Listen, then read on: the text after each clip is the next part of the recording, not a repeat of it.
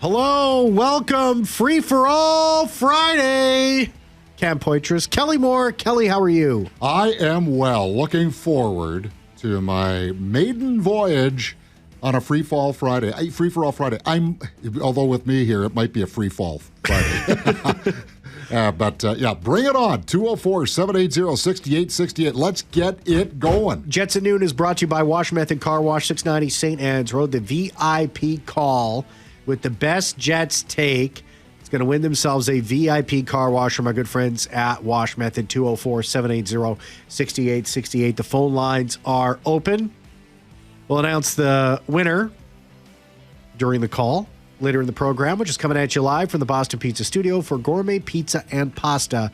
Bring the team to Boston Pizza. So we always favor calls on Free for All Friday. We always do. That's the rule on Free for All Friday. But we take text messages as well. 204-780-6868, 204-780-6868. Can we get to some? Go ahead, Kelly. I was just going to say the rules of engagement. Can it be just free for all, or it can be a text message? Jets related though. No. Well, so we get people call about the Bombers every now and then. We it doesn't have to be specifically about the Jets. Just a hockey, National Hockey League wide type of thing. Yeah. Well, hey, we got a call already. Hey, it's Justin. Hey, Justin, welcome to the show. Hey, Cameron, Kelly. Hope you guys are having a good day so far. We are. How are you? We are now that you called. How's your day going so far, bud? I'm out throwing nukes again. I called last week with NHL rule proposal changes. I got another one for you. Okay. I don't like how the system is now with the current offside challenges. Usually the challenge only happens after a goal, and no one really likes that. I propose that, when those Jeopardy contestants, they got like a silent clicker? If the coach had a silent clicker and he pushed it in real time and it couldn't go beyond 20 seconds or a whistle, if he pushed that button and then a little yellow light would come up on the networks, it would show like, oh, this coach is challenging, or behind the net, instead of a red light, there'd be like a little yellow light, and the fans would see, oh, the coach is going to challenge this. It kind of eliminates an offside challenge wiping out a goal because they only have a 20-second window or up until the whistle goes, if that makes sense to you guys. Yeah, it does make sense. What do you think of that, Kelly? I don't mind that at all, Justin, but what do you think about the idea of, if there is a challenge after a goal, that the decision has to be made no later than 30 seconds into the review? Because if it takes longer than 30 seconds, then it was a really, really close play. I 100% agree. Like, you got to leave the referees' discretion in there. You're looking for something like a foot offside, right? That's what you're looking for. Yeah, that's the idea, right? But you kind of lose me when it takes a minute, 2 minutes, 3 minutes, 4 minutes, 5 minutes to go over tiny little frames just to find that little shade of white. Yeah. And that's when you start to lose me on this, because it's beyond what the reason. Okay, the reason for bringing in the video review was the blatant, absolute missed calls to make sure that those goals were discounted. It wasn't meant to be what it's become. That's why, I like any idea that's going to shorten it, 30 seconds, anything, because that's why I don't like video review at all, because it's such a letdown. Yeah, it's such a letdown. You want to get it right, but when that Game 4 versus Dallas, that entire Leonard Skinner song played at American Airlines Arena, and back in the day when we didn't have computers, that song was long enough for us to either have a bathroom break or go to the back door and get our pizza delivered. Yeah. Exactly. So I think those are the kind of situations we want to avoid. Correct, Justin? That's correct. I like your idea. Let's keep it at 30 seconds, and if it's inconclusive, call on the ice stand. Yeah, I mean, we have to listen. We trust the referees to make judgment calls all the time on the ice when it comes to this sort of thing. And listen, a lot of the times the linesmen are correct. Like, most of the time they're correct. Sure they are. Absolutely. And you got to live with it. I just hate it when it's a skate blade or literally a nanosecond. The obvious ones, and I know it goes back to that Matt Duchene offside, but those you can make a judgment on. I know, but we've let that one instance totally affect the National Hockey League to I believe, a negative extent. Thanks so much for the call, Justin. Appreciate it. Great call. Have a good one. Yeah, thanks a lot. Way to get us started. Holy moly, it's loaded here. Hey, Neil, what's going on? Hey, two comments. Yeah. One, I am so sick and tired of the NHL insiders saying that every player we have is going to Detroit. Yeah. Well, I think, you know what? Of course, I've seen these about Kyle Connor going to Detroit. None of this is even close to substantiated or coming from any sort of credible sources. Not a single one. And the one person who did come out and say was Frank Saravelli, who, is an NHL insider, but he had said something along the lines of, I could see this, which is far from confirming anything. That's not even a report. No. So anyway, give Connor $12 million. The second comment is I saw a report that they are thinking about moving up the NHL season.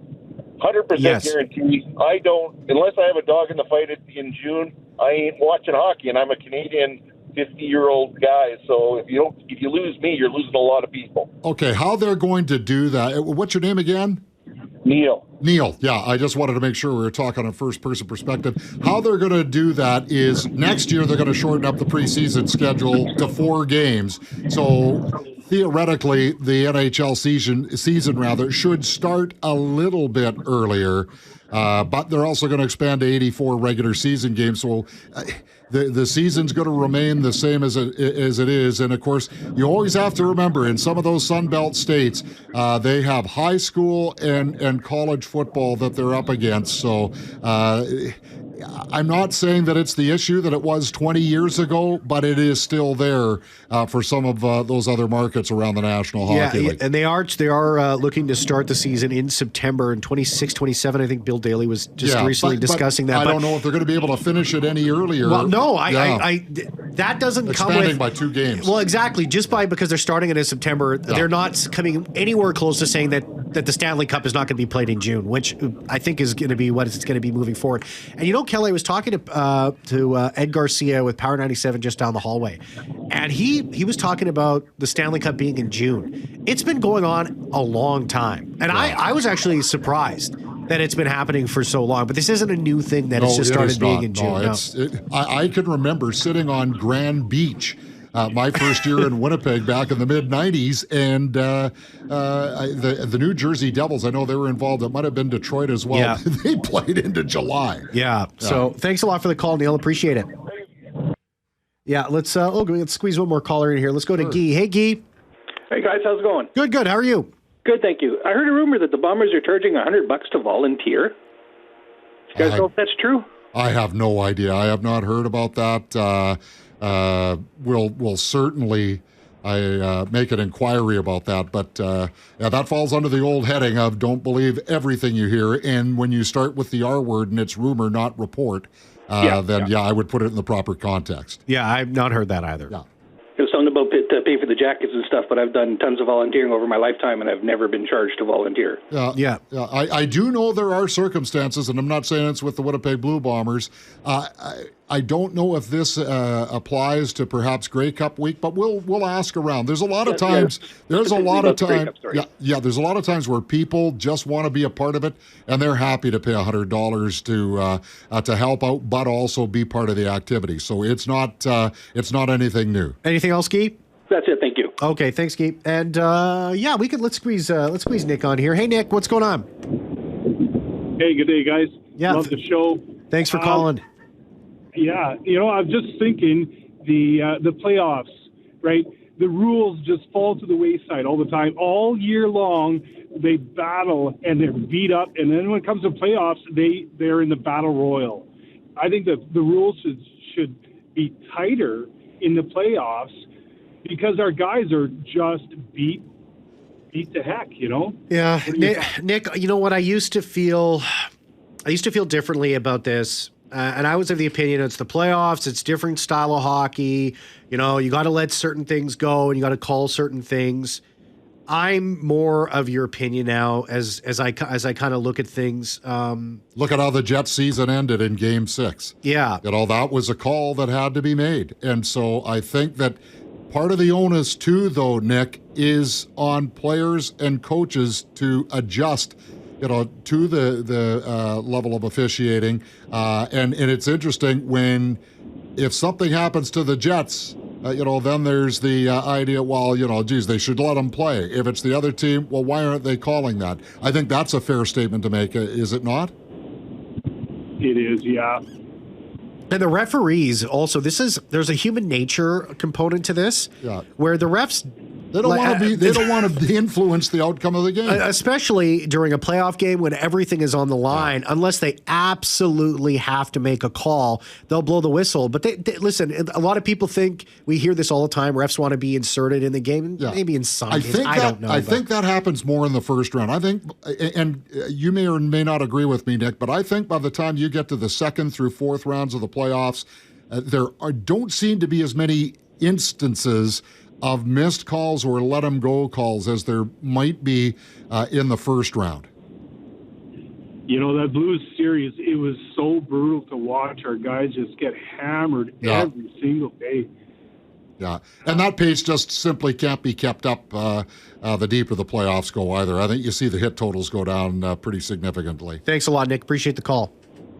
Thanks, guys. Yeah, thank you. 204-780-6868. Hey, that VIP car wash is still up for grabs, so fill up those phone lines, 204-780-6868. You bring a dynamite take. Not to say that nobody brought some awesome takes in that first little bit. Oh, I tell you, Justin, he was at the top of his game. Yeah, but we still have that VIP car wash from our good friends at Wash Method available down at 690 St. Anne's Road. Let's take a break. Let's come back. On the other side, Kelly, we discussed this earlier this week. Nick Ehlers and the Jets, the rental decision. We got some feedback. Good, I want to hear it.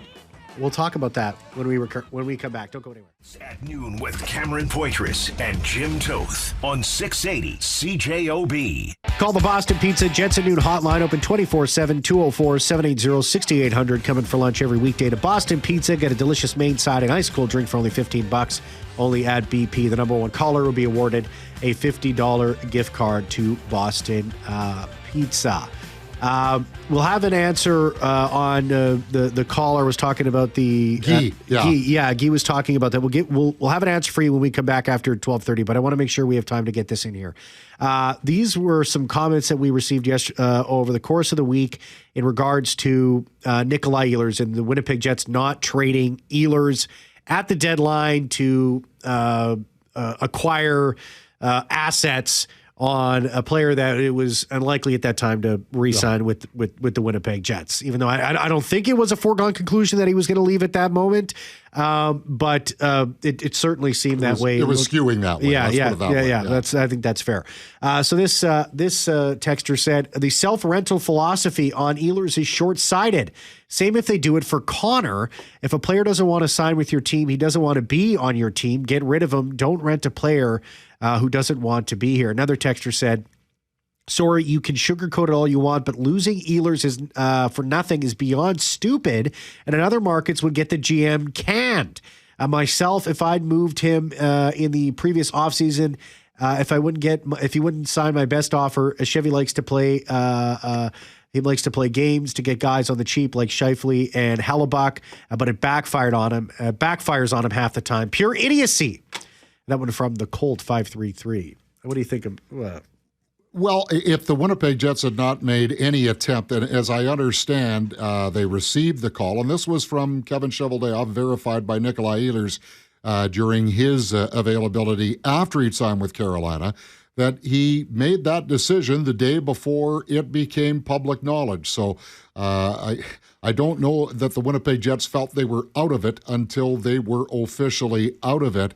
And for the caller to say other GMs would get canned in other markets, I don't have the information in front of me right now, but I will go back, and I am certain there are other instances where teams have held on to their rentals because they were contending for a Stanley Cup.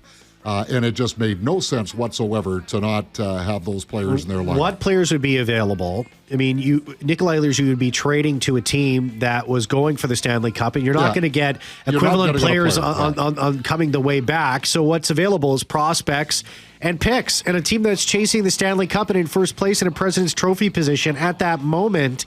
is it going to be trading away a guy like Nick Ehlers when you're trying to win the Stanley Cup? We're not trying to sugarcoat it. I do not believe that is sugarcoating, but if you want to say we're guilty of that. Hey, we got some callers on the phone line. Keith and George will get to you right after this. Don't go anywhere. Free for all Friday here on 680 CJOB. Jets at Noon brought to you by Wash Method Car Wash, 690 St. Anne's Road. VIP take on the text line or by call, 204-780-6868. What a VIP car wash from our good friends at Wash Method. As we're coming at you live from the Boston Pizza Studio for gourmet pizza and pasta, bring the team to Boston Pizza. And Guy was on the line just recently talking about a charge for Grey Cup volunteering. He had mentioned it was a rumor, and we said, well, report. But and again, this has been out there for a while, so I apologize for not remembering right away. Me as well. On the volunteer page for the Grey Cup Festival, it outlines that there is a registration and fee of $100 plus GST to offset the cost of the volunteer package. So if you're going to volunteer for Grey Cup week and you're going to hit the commitment of a minimum of 4 shifts throughout the festival, most of those shifts 4 to 6 hours, yes, then you are going to pay $100, but you're going to have lots of memories and a lasting legacy with a volunteer package. Yeah, without a doubt. So thanks for reaching out about that and getting that information out there. Let's go to the phones. Let's bring Keith on the show. Hey, Keith, what's up? Oh, hey, guys. Love your show. Thanks, Keith. I just wanted to make a comment. I think one of your previous callers, Nick, was mentioning about the refs calling the game different in the playoffs than the regular season. I think I got to agree with that. When you look at some of the analysts, as we get closer to playoffs, they all start talking about how certain teams are built for the playoffs. Well, how can you be built for the playoffs and not for the regular season if the game is called differently? And I guess my concern is that the size of these guys and the speed of the game, somebody's going to get seriously hurt if they don't put a stop to some of these huge hits and dirty plays. Well, the difference, I think, is, and I'm not necessarily disagreeing entirely with you, but when that comment comes out about built for the playoffs, in that short window of 2 months, the game is definitely played differently. And the Florida Panthers are the poster boys for, we don't play in the regular season like we play in the playoffs. And that's not dirty, that's hard. Yeah, I guess they're with trying to get those maybe harder big hits out of the game so guys aren't getting injured. I remember years ago when Scott Stevens used to play. Oh, well, yeah. Wow, yeah. Scott Stevens, he wouldn't be allowed to do what he did back then. No. And the other thing I just want to throw in there too, it's not all just earth-shattering hits.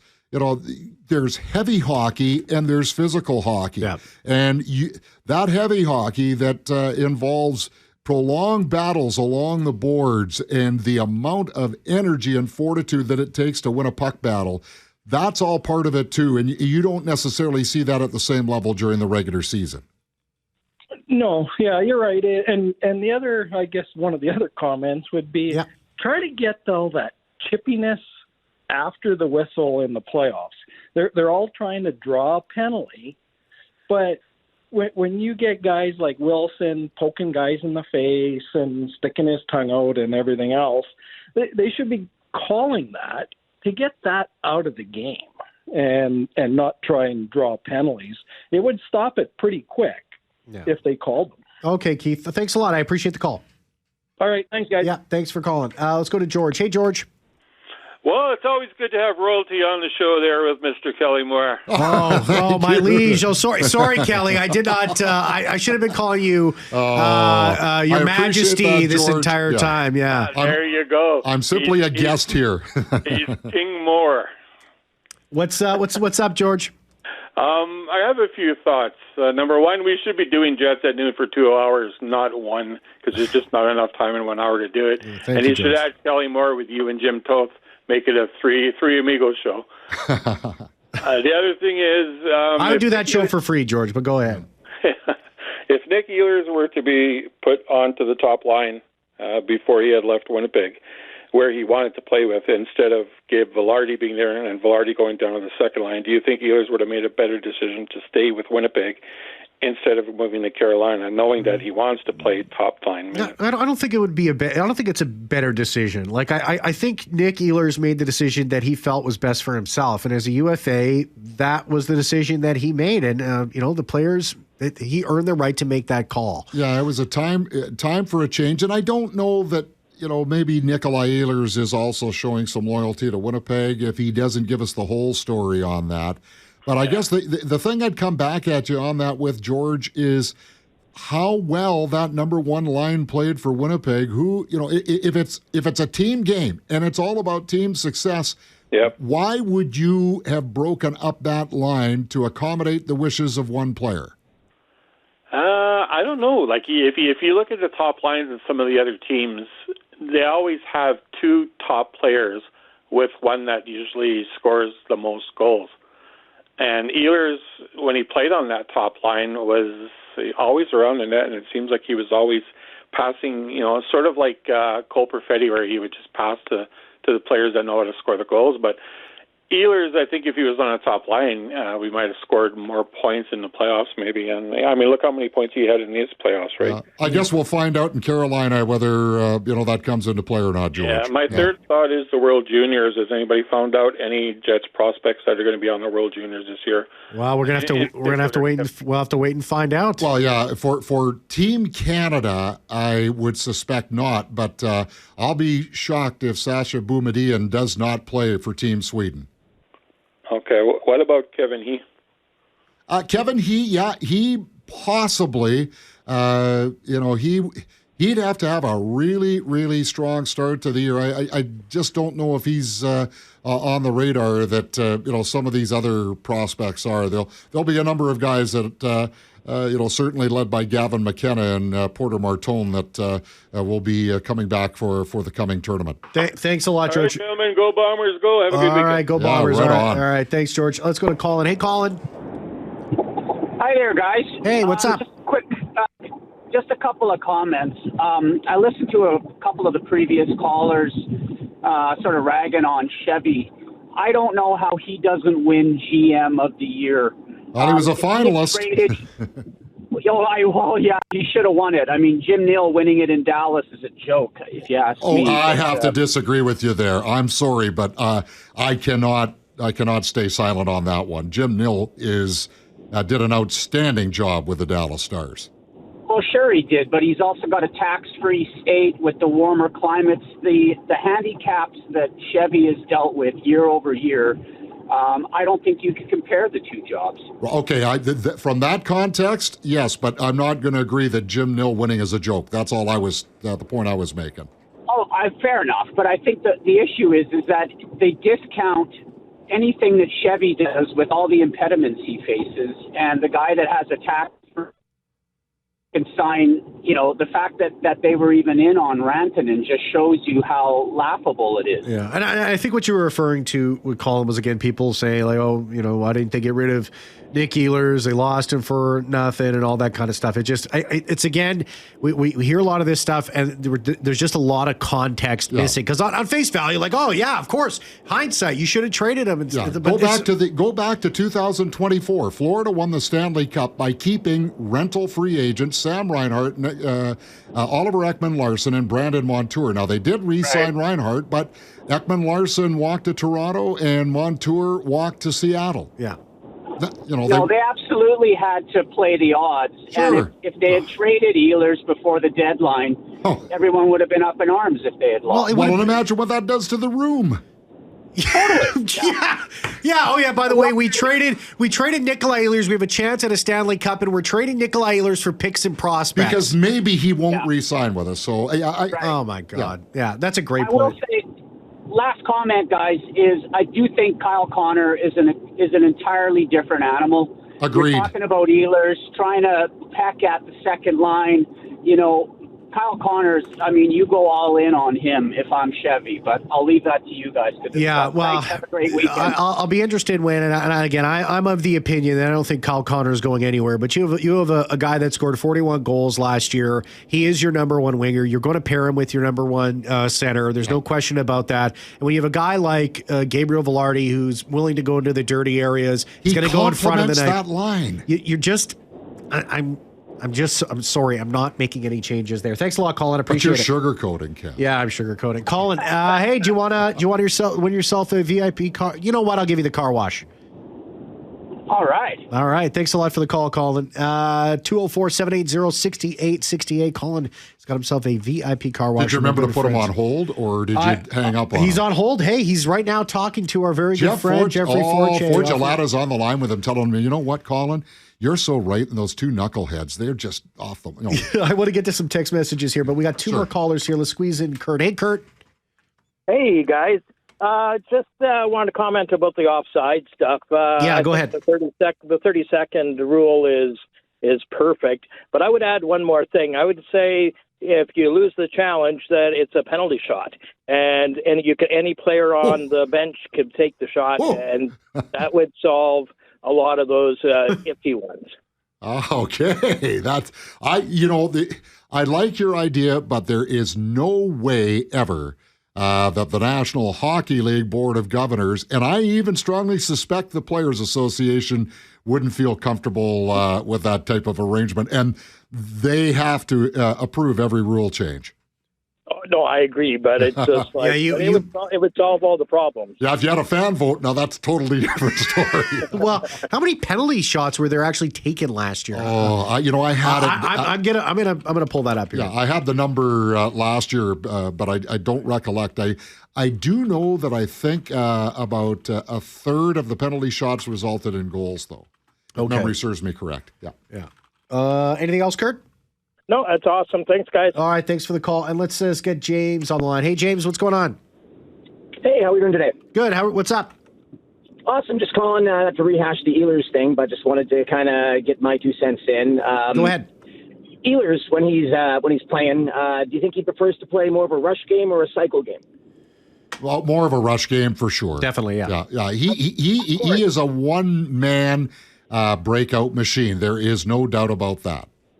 And when we talk about Mark Scheifele, does he prefer to play a rush game or a cycle game? Cycle game, my opinion. He's one of the best, clearly one of the best players in the league at doing that. So when we sit back and we look at the way Ehlers played with Scheifele, clearly they played well together. Clearly they played a rush game at times with Wheeler back a few years ago with a best line in the NHL.